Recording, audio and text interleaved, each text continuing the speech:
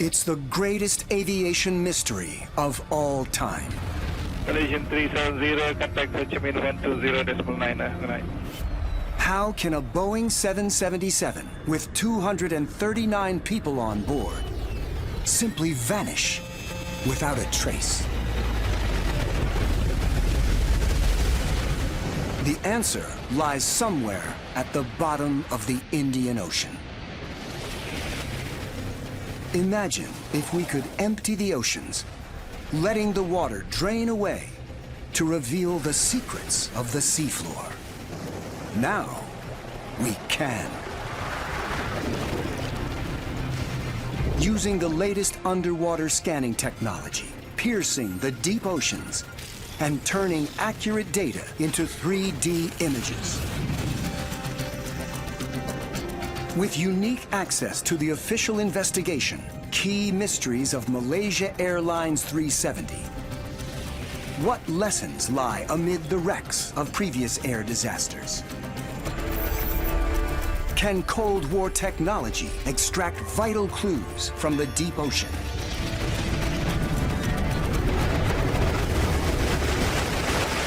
And if the plane is found, what secrets could lie hidden in the tangled wreckage?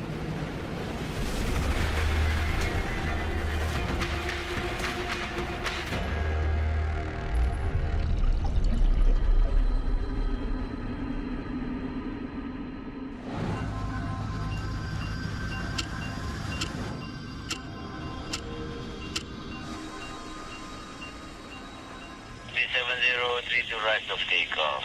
Nice. Right to the right of Malaysia 37. Thank you. March 8th, 2014. Malaysia Airlines Flight 370 departs Kuala Lumpur on a 6-hour flight to Beijing. Malaysian 370, contact Ho Chi Minh 120.9. Good night. Good night, Malaysian 370.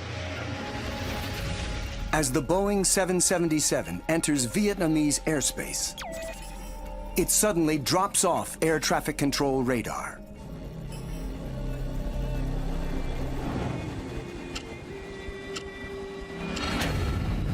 A modern commercial airliner carrying 239 people has vanished. There's no Mayday call and no wreckage at the point of last radar contact. MH370 lost contact with Subang Air Traffic Control this morning. Aviation authorities struggle to understand. We believe family members should prepare themselves for the worst. Families left behind demand answers. The Malaysian government launches an investigation. It will be the largest and most expensive in aviation history. With multiple dead ends, false leads, a deluge of speculation, but only a handful of real clues. One of the first comes from the Malaysian military. Powerful defense radar has detected the plane, turning back across Malaysia, heading northwest up the Strait of Malacca, then disappearing out of range, here, just north of Sumatra. It's a shocking discovery. After it disappeared from civilian radar, it didn't crash, it continued flying. Initially, when the airplane made a turn without talking to air traffic control, in my mind, all bets were off. It could be a terrorist event. It could be a deliberate act by a crew member. It could be a mass failure in the electrical system. The next clue comes from space. Although lost to radar, MH370 continued to exchange what are called heartbeat signals with an Inmarsat satellite above the Indian Ocean. The heartbeats come once an hour. Frequency changes in the signals help experts calculate its direction of travel and reveal something extraordinary. After its initial track to the northwest, MH370 turned south and flew for 6 more hours. From the travel time of each signal, investigators also calculate the plane's distance from the satellite. These lines are called arcs. Using the fuel load and cruising speed, they can create a range of possible flight paths as the plane crosses each arc. The final, or 7th arc, is deep in the Indian Ocean.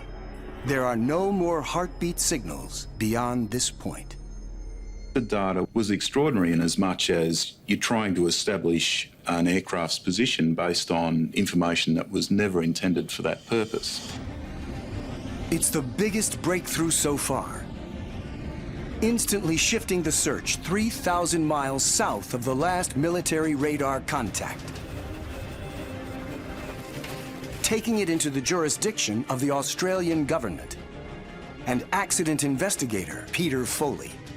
This is something extraordinary that was captured by Inmarsat at the time the aircraft was in the air, which very few people knew about, and which is absolutely key to the search and working out where to look for that aircraft. They start looking here. A swath of ocean running 700 miles along the 7th arc. They estimate that the plane could lie 140 miles to either side, the maximum glide range of a 777.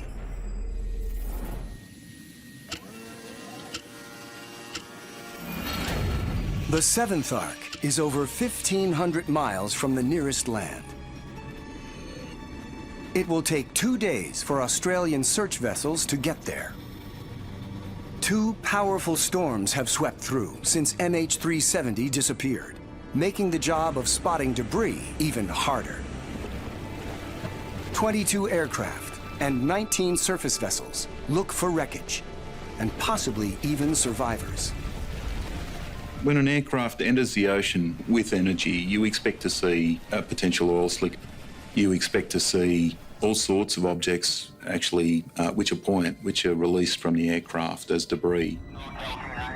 Surface debris is normally the first step to finding a missing aircraft, but it's not a guarantee. Before MH370, the largest and most expensive search in aviation history takes place here, 8,000 miles away in the Atlantic Ocean.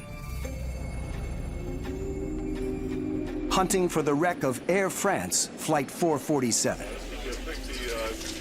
What lessons lie amid this tangled wreckage for those searching for MH370?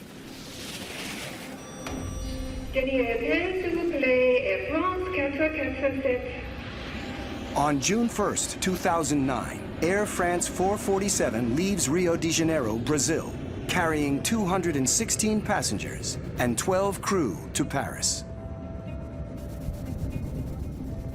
Weather reports indicate severe thunderstorms along the flight path.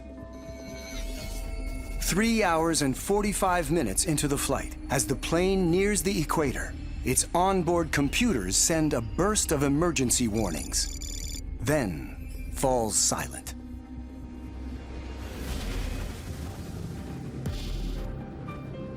Olivier Ferrand is in charge of the French search team. The warning signals are his first clue. Some maintenance messages and an important position message, which was very useful for our search. It's a deep and remote stretch of ocean, but the search team has every advantage. A known flight path, an accurate final position, and then surface debris found within 5 days. And yet, despite initial optimism, it takes 2 years, 4 expeditions, and $40 million to find the plane. Yes, I remember that moment when we found the wreckage.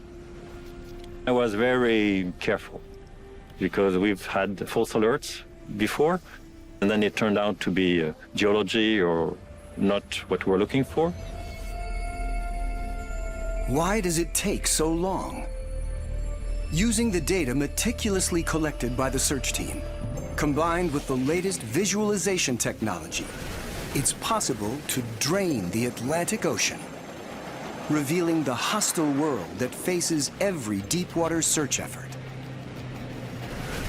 Immense water pressure, freezing cold, total darkness, and hidden dangers everywhere.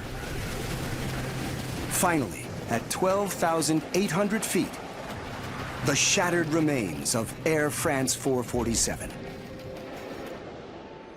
Engines, wheel assemblies, and other heavy items lie together. Their twisted remains a testament to the force of the impact. Smaller, lighter objects stretch along more than 1/3 of a mile of seafloor, equivalent to 8 New York City blocks. And a critical realization: the seabed wreckage is nowhere near the surface wreckage. It's almost 24 miles away. Investigators spend about 2 years searching in this very challenging area, not realizing that ocean currents have carried debris far from the crash site. The long and frustrating search for the French aircraft carries a warning. Even with debris and an accurate final position, when a plane goes into deep water, it's very hard to find. A sobering thought for the team searching for MH370. Air France was very difficult with our area of 17,000 square kilometers, but it's nothing compared to the surface that the search teams have to search for MH370. It's much more difficult. In the southern Indian Ocean, investigators look for surface debris for over 2 weeks. Even with the aid of satellites, they find nothing. One of the greatest initial mysteries, and that has transcended the entire period of time that we've been looking for this airplane, where's the debris? With no debris, they need to find another way to narrow the search. So they focus on MH370's black box data recorders. Each has an underwater locator beacon, or ULB.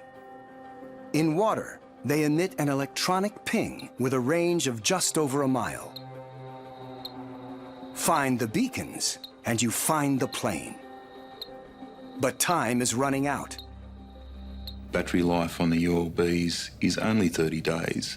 Although they do last longer, they fade out. By the time the specialized pinger locator technology reaches the search zone, there are just 3 days of battery life left.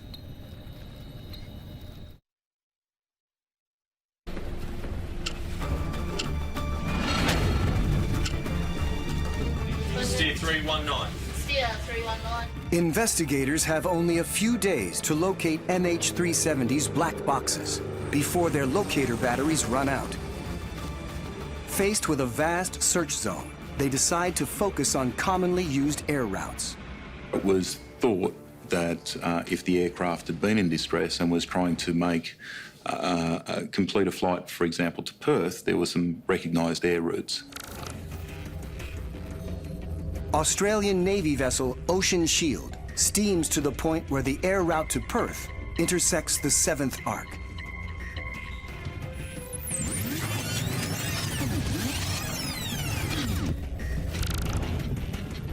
The team looking for Air France 447 also used pinger locators in an attempt to discover the crash site.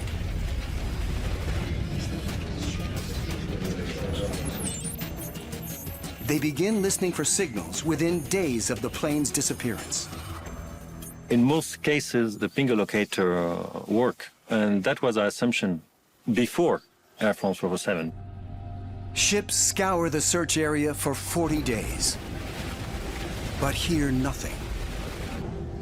The hunters wonder, are the locator beacons lost, or destroyed. Returning to the remarkable drained seascape of the Air France 447 wreckage reveals the scale of the problem. The seafloor here is 12,800 feet below the surface. Deep in the mid-Atlantic ridge. And here, amid the wreckage, nestling in the remains of the tailplane, the black boxes, one with its locator beacon still attached. A search ship passed directly over here, but detected nothing. The metal wreckage may have blocked the signals, or they could have been damaged by the sheer force of the impact. I think they were unfortunately damaged at that stage. Investigators listening for the MH370 black boxes can only hope they'll have better luck. They monitor the ocean for 15 days, using 3 ships equipped with sensitive listening technology, while military aircraft launch sonar buoys. They do detect some signals, but conclude it's just random interference. It's another disappointment.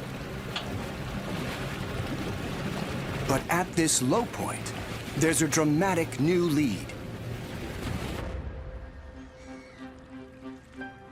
A team from Curtin University in Western Australia runs a network of sensitive underwater microphones called hydrophones. Positioned all around the Australian coast. They're designed to monitor earthquakes, Antarctic ice, and wildlife. And remarkably, one of them has picked up an unusual noise. 1 hour and 14 minutes after MH370's last communication with the Inmarsat satellite. When we looked at the data from that hydrophone, we found one signal that looked as though it had interesting characteristics. Is this the actual sound of MH370's final moments?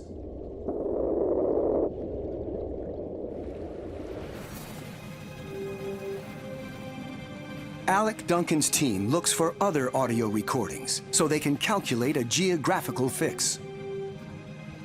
One hydrophone does tell you a certain amount about the source of the signal, so you can tell whether it's a whale, you can tell whether it's a snapping shrimp, you can tell whether it's just noise from the mooring, but you can't tell direction.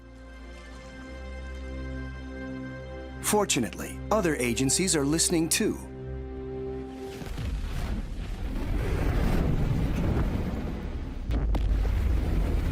For the sound of illegal nuclear tests,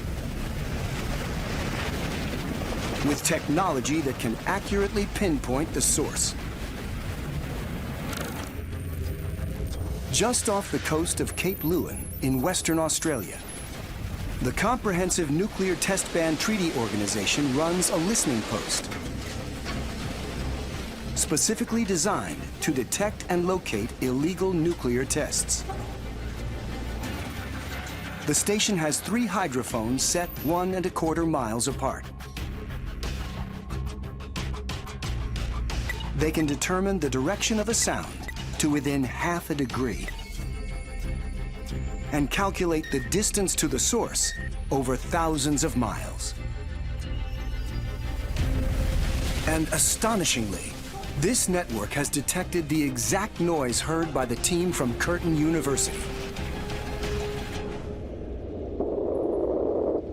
The analysis of the data from Cape Leeuwin told us that that signal had come from the northwest and gave us a fairly accurate bearing along which the source of that signal must have been. It's a tantalizing clue, and the sound does come from the direction of the 7th arc. But when the scientists crunch the numbers, the source of the sound is far to the northwest. So far beyond the current search area that it's considered not worth further investigation. Our conclusion was that the signal was most likely to be of geological origin, such as a small undersea earthquake, but we can't completely rule out the possibility that it came from something to do with the aircraft.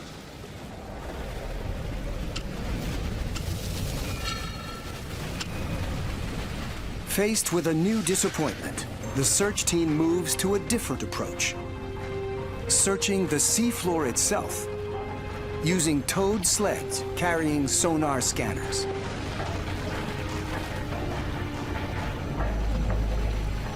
It will be the largest undersea hunt in history. But before it can even start, there's a new problem. This part of the Indian Ocean has never been surveyed in detail. The sleds will be close to the seafloor, and no one knows exactly what is down there.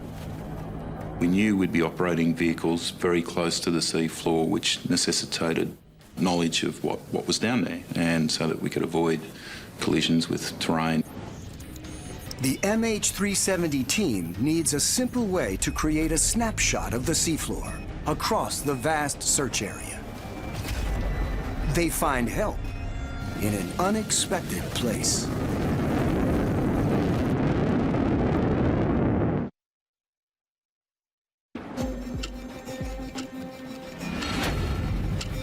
The team hunting MH370 across 463,000 square miles of Indian Ocean faces one big problem. More than 99% of the seafloor area in this region has not been covered by ships with modern equipment, satellite navigation, multi-beam echo sounding. Geophysicist Walter Smith thinks he might be able to fill in the blanks using satellites. The satellites actually cannot see the bottom. They're not seeing the ocean floor. What they're doing is using radar to measure variations in the sea surface height. Water escapes. It's possible, and there's a thanks to hollow gravity. in the- Mountains on the sea floor create their own gravitational attraction. Surrounding water is drawn towards the mass, creating measurable changes on the surface. The smallest ones I can resolve are a kilometer or less in height, and they move the sea surface about 5 centimeters, and the satellite has no problem resolving that. It doesn't have the resolution to spot the wreckage of an aircraft, but it's enough to help create a basic map of the seafloor and identify hazards in the MH370 search zone. What does the data reveal? Using the exact information gathered by Walter Smith's team, it's possible to drain away the Indian Ocean to show what the ocean floor actually looks like. As the water flows away, it exposes a world no human has ever seen before. Dramatic cliffs, more than twice the height of the Empire State Building. Fault lines plunging almost 20,000 feet deeper than any canyon on land. A volcano-dotted valley running for 100 miles. Operating underwater scanning vehicles in this terrain will take a huge amount of skill and luck.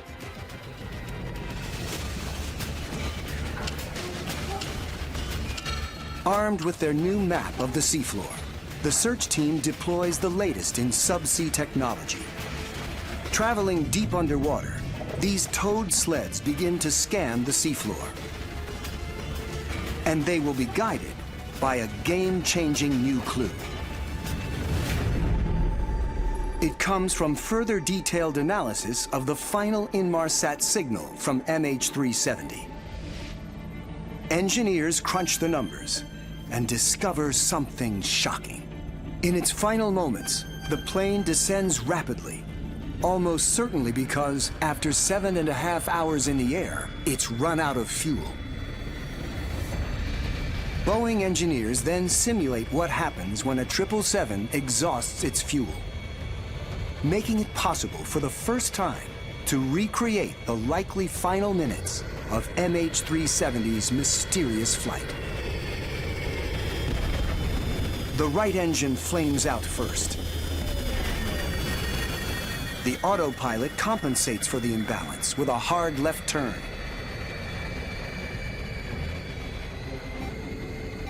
Minutes later, the second engine flames out. With no power, the autopilot switches off, leaving MH370 in a long spiral descent.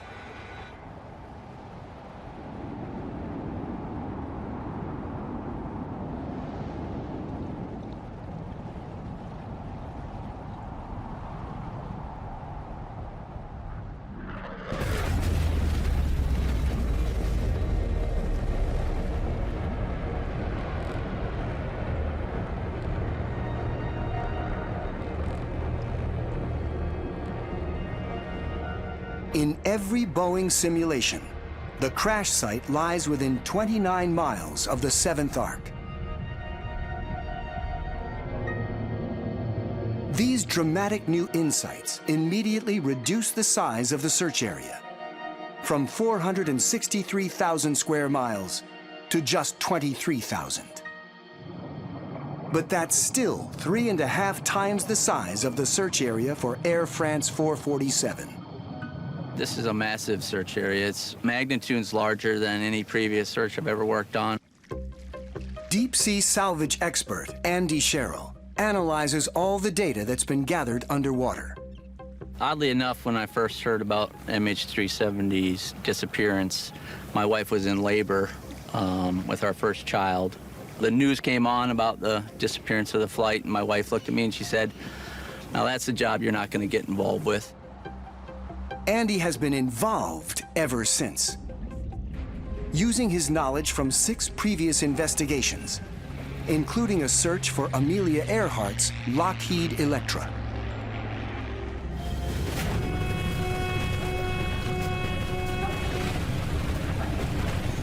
As soon as the underwater scanning begins, it identifies shapes that could be man-made. So when you're reviewing the side scan sonar, it comes down in a waterfall display, and you can see the different intensities of, soft sand versus hard rock. Guided by the scans, the team investigates 80 locations in detail, but finds no trace of MH370. Then, in May 2015, the sonar picks up something new and exciting. It was a typical looking debris field that definitely warranted more investigation. The debris field covers an area similar in size to the wreckage of Air France 447. Could this finally be the remains of MH370?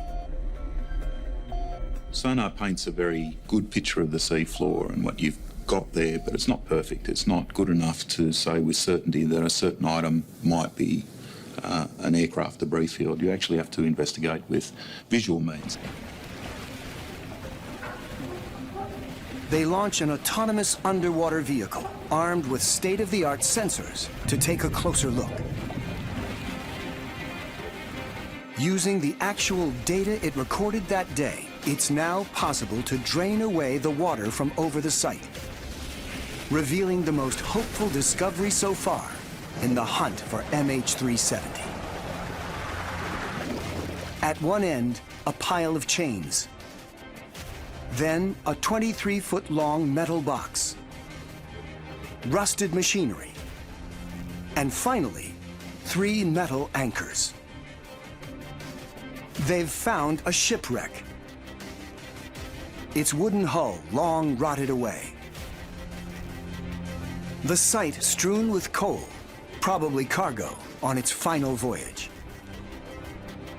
They haven't found MH370, but in these dark, uncharted depths, they're casting light on tragedies from a different age. The investigators discover 3 other wrecks.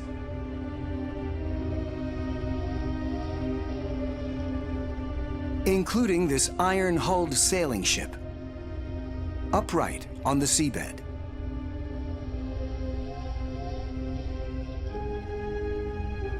and a modern fishing trawler, nets stretched out across the seafloor, proving that their technology can locate and retrieve objects as small as a piece of coal. After 15 months of detailed scanning, covering 23,000 square miles of seafloor, there's still no sign of the missing plane. We have a very high confidence that we would have detected the plane in that search area. So all of these factors gives us really high confidence that the airplane debris field is not in that area. The investigation continues, still guided by just two key pieces of evidence: the Inmarsat calculations and Boeing's flight performance data. Then, suddenly, a third line of inquiry brings hope of a breakthrough. On a remote island on the other side of the Indian Ocean, 3,000 miles from the search area, a piece of metal washes up on a beach, and it looks like it comes from an aircraft.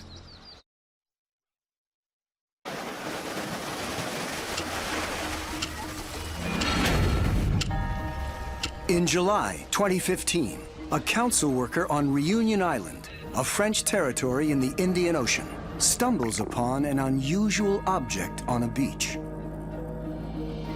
It's called a flaperon. There is one on each wing of a Boeing 777, part of the mechanism that makes it rise or fall. Boeing quickly confirms that its serial number matches that of the missing plane. It's the first piece of physical evidence that MH370 ended its flight in the ocean. It is my hope that this confirmation will at least bring certainty to the families and loved ones. The suffering of the families attracts the attention of amateur wreck hunter Blaine Gibson and sets him off on a remarkable personal quest. I was very, very touched, very moved, and realized that I needed to go do what I could to solve this. And what I learned, what that niche was that there was no official search for debris that washed ashore. Blaine consults ocean drift experts who direct him to Mozambique, where he makes an immediate discovery. It was a triangular, gray-shaped piece of debris that said no step on it. Clearly aircraft. I felt an enormous sense of responsibility because I realized that I had just found the second piece of debris in the greatest aviation mystery in history. Boeing confirms that the no-step debris is from MH370. Blaine has found it 4,350 miles away from the main search zone.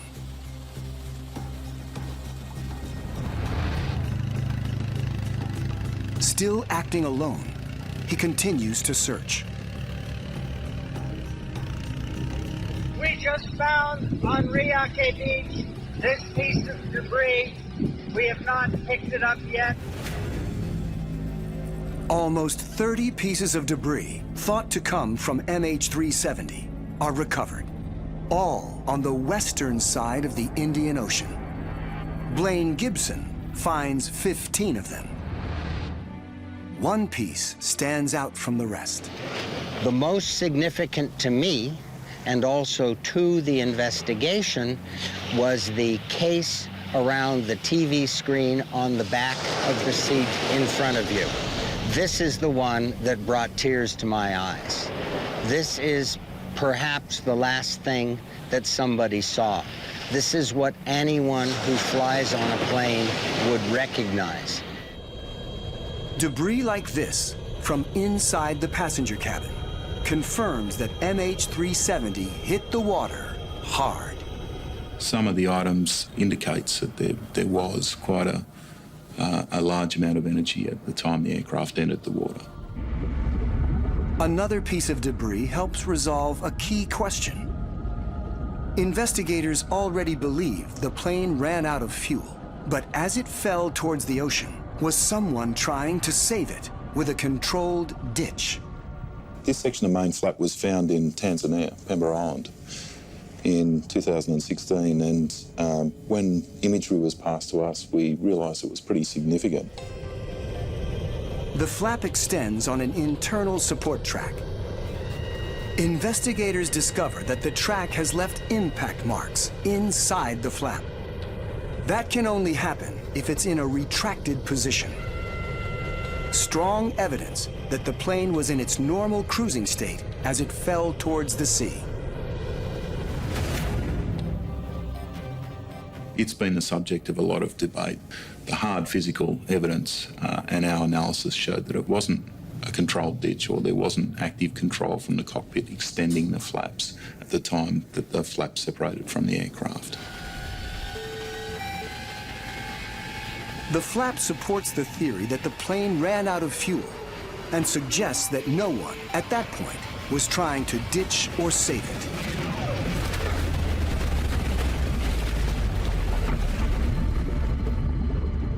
But the debris doesn't only confirm how MH370 crashed. It opens up a new and exciting line of inquiry that could narrow the search area.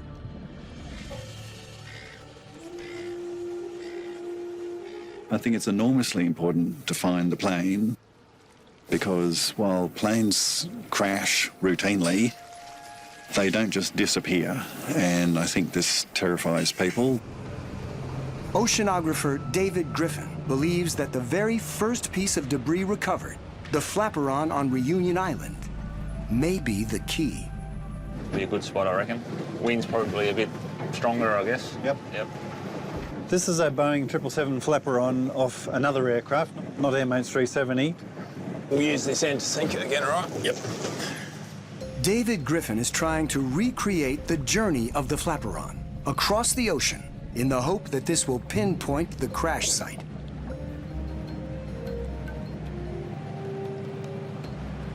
He compares the flaperon's movement to these buoys, known as ocean drifters. They're used daily all around the world to monitor ocean currents. We very quickly determined that these replica flaperons moved about 10 centimetres per second faster downwind than an oceanographic drifter. That may not sound like much, but when he compares it to known data about the currents in the 7th arc on the day of the crash, it helps him estimate the flaperon's travels during the 500 days it was afloat.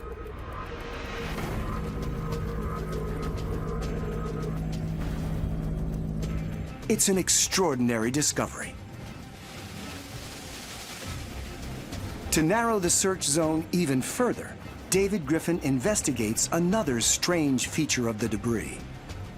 In addition to knowing where things are found in Africa, the other key thing is where things have not been found, and that's Australia. Why has no debris been washed ashore in Australia? Some of the ocean currents in the search area flow east towards the country. A plane crashing here should leave evidence on Australian beaches. So this immediately tells us that all those potential parts of the 7th arc where the flow is strongly towards Australia, they're essentially ruled out. When David Griffin looks at the historic drifter data from the day MH370 disappeared, he finds 3 places on the 7th arc where the current would have pushed debris away from Australia towards Africa. Here around 35, you have this area where everything is moving to the west. Again, up at 31, everything's moving to the west. If the plane crashed in one of these areas, it would explain why debris was not found in Australia. And critically, only one of these locations matches his calculation of the flaperon's journey. So that led us to propose that 35 south is the most likely area for the crash. 35 South is an area that was not checked during the initial surface debris search. For investigators, it's an exciting new lead, but it comes too late. It is with some level of sadness, certainly with a great deal of frustration and disappointment that I stand here and acknowledge that the underwater search area effort has been suspended. On January 17, 2017, after almost 3 frustrating years, the search for MH370 is called off. Obviously, I have strong feelings and am disappointed that we didn't find the aircraft, but it's not for the technical abilities or the giving it full effort and feeling good about the job that we did at the time. It was record-breaking in terms of the time it took, the area that was covered. There's never been a search as big by an order of magnitude. But will David Griffin's flaperon experiment persuade authorities to search 35 degrees south? It takes almost a year to answer that question, and new evidence from the skies.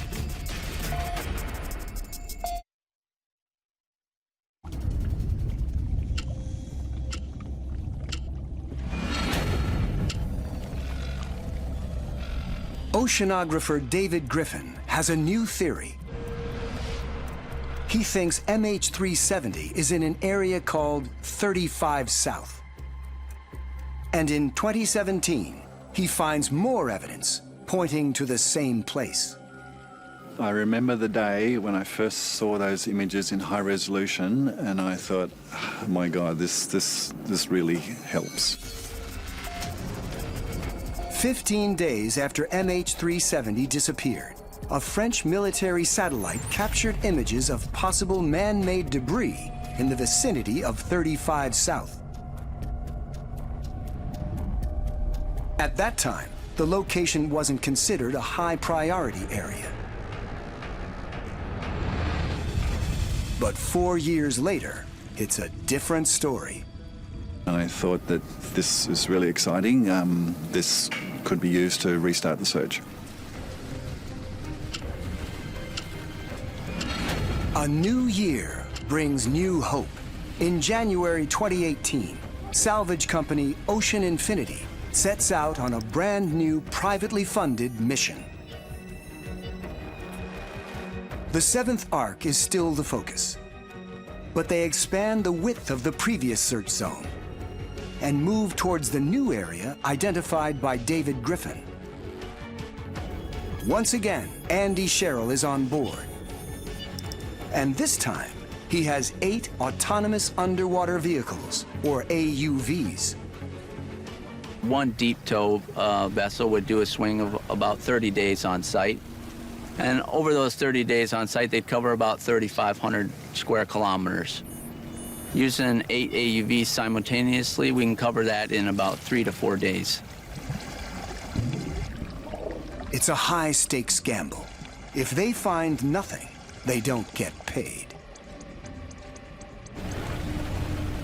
Ocean Infinity searches the new priority area at 35 South.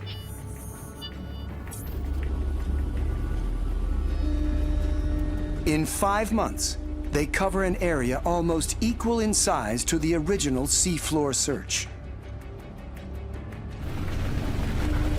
But frustratingly, they find no trace of MH370. The 2 search efforts have covered almost 92,000 square miles of seafloor, 14 times the size of the Air France 447 search zone.